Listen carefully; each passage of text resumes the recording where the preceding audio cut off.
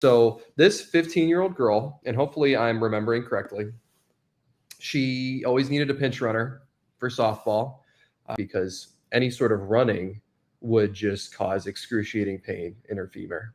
Her thigh would just kill her. And she had, over the last couple years prior, gone through a ton of testing to try to figure out what was going on. She had MRI, CT, I believe, all the things.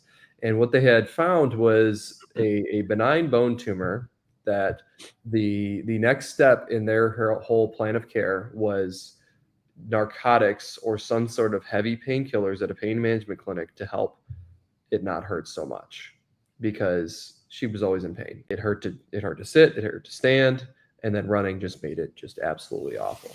And so with that being the case, they, as you can imagine, with a 15-year-old, lifelong narcotics, that's probably not a good idea.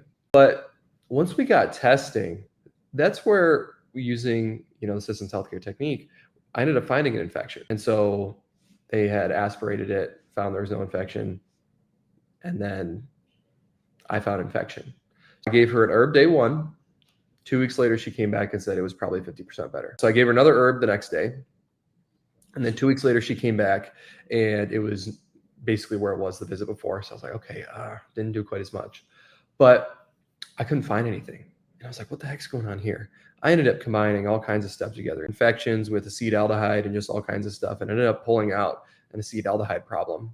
Gave her some molybdenum to help detoxify the byproducts of the immune system dealing with whatever infection may have been present. Came back the next time, no pain, 100% better.